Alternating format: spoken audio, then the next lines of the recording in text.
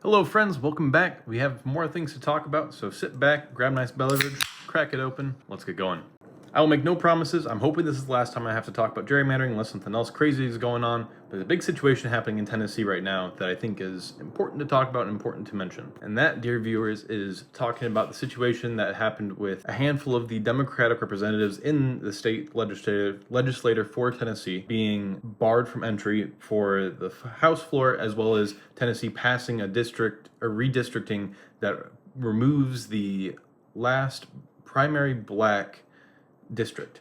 And I believe that also they basically gerrymandered in such a way that they removed all possibility of a Democratic presence within the state of Tennessee. Now, this is being, I'll say, similarly reflected in many other states on both the right and the left, and especially they're trying to make it happen where now we're entering a thing which is like kind of what I talked about in the last video, where we're talking about how important it is and how critical it is, and like this is the part that I was like worried about with this, and that's kind of like the sinking gut feeling I had is right now it's just power at all costs because both sides are feeling panic, or I think the Republican side feels like they have the ability to, and I think the Democratic side now is feeling the panic of that and feeling, I'll say, the urge to try to protect what seats that they have to try to maintain as much power as they have. But again, on the other side, it's going to come at the cost potentially of Republican seats in those states, and in the Republican states, it's coming at the cost of Democratic seats. And I think the estimate right now is that the Republicans might stand to gain up to like 20 seats in the House on the federal level, which is absurd just due to these gerrymandering things and just purposefully segmenting and cutting out certain areas and certain groups within each state to limit the Democratic impact that the voters have in those states. And again, on vice versa, on the blue states that have done this or are trying to do this, they're trying to do the same thing with Republican votes. And on both sides, we are again weakening just the individual's vote. And unless you are in a state in which your party currently has the power in the state, nothing is likely going to change as far as the shifting of power between hands. And there's a whole nother conversation to be had as related to the protests that led up to some of the Democratic legislators being barred from entry for like in the state representatives, as well as just I think kind of just as a whole talking about just voting power and like all this other aspects of this. But this is one of those things where like, I just want to bring it to people's attention. I wanted to make it forward. I'm sure you probably have heard about it if you're watching this video. I'm sure you know something. I don't really probably know much more than you do.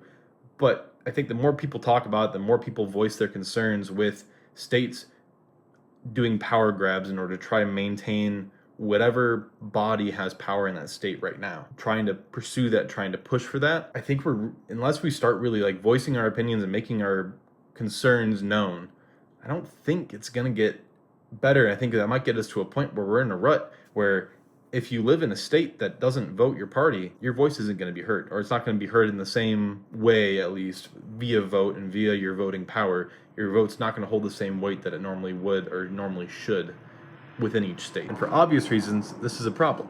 This is a problem because, we want, in the American Constitution, the American principle was built on the idea that we have a voice. We have a part to play in government, even as just a regular citizen, as a standard citizen of the United States.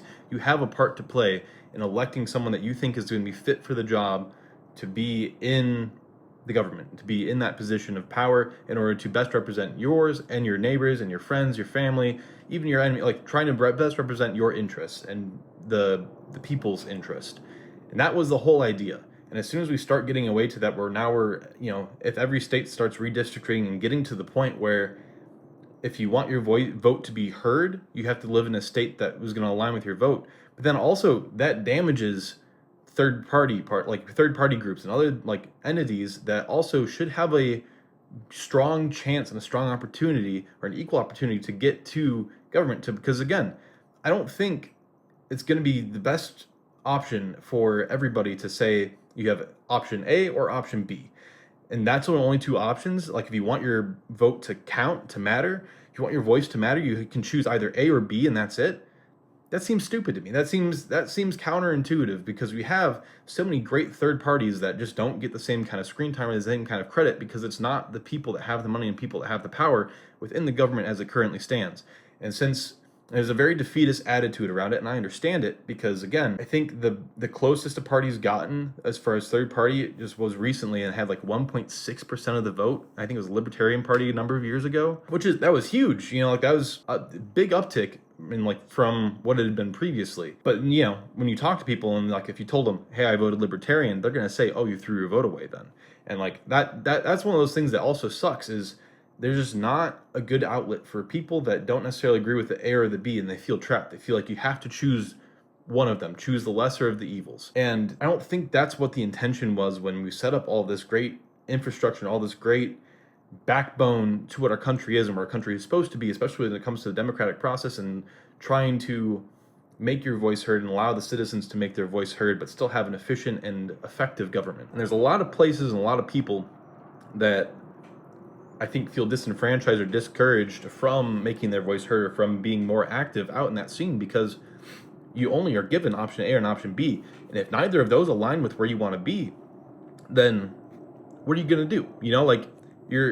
It's a feeling of feeling very trapped because you don't like either option. You don't want to vote for either option. And so like if you are truly making your voice heard and saying, giving the middle finger to the man, you're also just weakening one of those sides that maybe is the lesser of two evils, where, if you don't vote for who you think would be best out of those two options, then yeah, to a certain extent you are throwing away your vote. But again, there shouldn't just be two options. That was not the design. And in fact, when the founding fathers made the country and like decided like what was going to be this country, they explicitly said they did not want parties. Parties were not supposed to be part of the system because that creates a line in the sand that then separates people. And more than this, all this stuff develops with gerrymandering, all that kind of stuff. It's just we get close or less and less united, and there's less opportunity for uniting, and everything is becoming more partisan, and that's not going to bode well for us as a country. And frankly, I am a fan of the American ideal of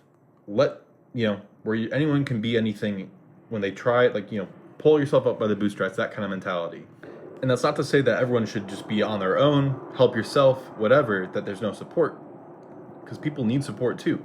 We need to be able to support people. We need to be able to support our neighbors. We need to be able to better utilize our tax dollars and let people, again, get people in there that are actually going to be able to speak for and like take measures on behalf and in favor of their constituents. Half the stuff in the government, I don't think that many people are like a fan of. Like, I think there's a lot of stuff that money gets spent on, and all of that a lot of people would rather see it to go other places. There's a lot of things in the budget, and depending on where you align on things, you're going to have different aspects of the budget that you want to cut. And everyone's going to disagree on that, and that's fine. But again, there will not be a path forward within the government or within America. There will not be a path forward until we can find a way, erase that line in the sand, and make things just less power grab, like less of what's happening right now. All of this that's happening right now is just incredibly frustrating to see. And it's one of those things, I was talking with somebody recently about it, and there was we're talking about like growing up, there was a innate, at least like for my generation, there was a very strong patriotic pride that was instilled in us. I'm part of Gen Z. I grew up in that post 9/11 world, but there was a very strong patriotic spirit that we were brought up with. And there's a strong part of that still remains in my soul, like deep down there, that the country is worth fighting. The country is worth trying to preserve because, again, we have something really special here. We have something that nowhere else in the world really has as far as just the principles and the ideas that we were based upon. And to throw it all away because you get a bunch of greedy assholes that are sitting in those seats and have been for some of them longer than I've been alive. A lot of my generation's been alive. And what have they done? A lot of them, and I'm not saying that they haven't done stuff in the past, but there's no way you're sitting there for like 40 plus years and you're still getting stuff done. Like, you need to get out of there. We need to get fresh ideas in there. There needs to be fresh, like, bring the new generation. Let them start sharing their ideas. Let them start trying to work towards that. Because, again, those people are going to be out of touch because they haven't lived in the real world. And, like, no offense to a lot of politicians, once you get into that sphere and, like, that becomes their career, a lot of them don't get to see with the real world anymore because they don't have to deal with that. They've got security. They've got strong pay. They've got all these different aspects that don't allow them to see the struggles of their constituents and don't allow them to see the struggles that people are facing. So they have skewed priorities, especially when you got wads of cash being shoved in your ear to mute out the cries of the people because you have all these large corporations giving you money just to say what is in the best interest of the corporation. The corporation is not your constituent. The corporation should not be getting and swaying your vote, and there should not be as many lobbyists and much lobbyist corruption as there is. And because that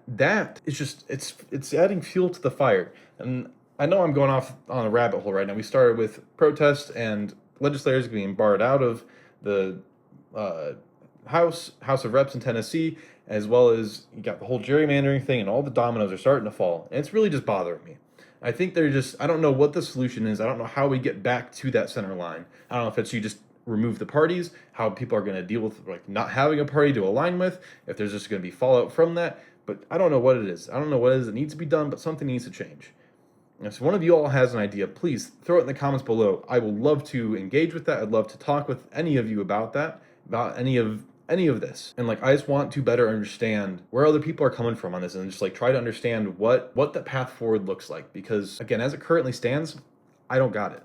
I'm sitting here, I'm looking at this, I've been watching this, I've been watching all these dominoes fall the last 2 years, 3 years, 6 years, damn near since I've been an adult. Like, I've been watching just slowly, just pieces crumble here and there, and just certain aspects of just the life and the country that I loved and I grew up loving falling away.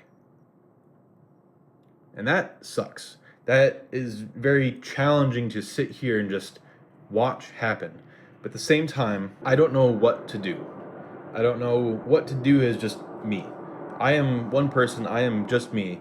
And that's just one of those things where you look at it and it's such an overwhelming, such a vast, huge just problem, just issue.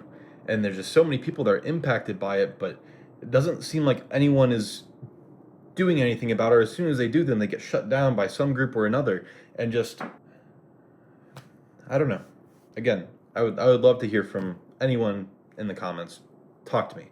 Let me know your thoughts. Let me know your concerns. Let me hear what you would like, what your ideal situation from this is. And, you know, like what is the outcome? Where does this end? You know?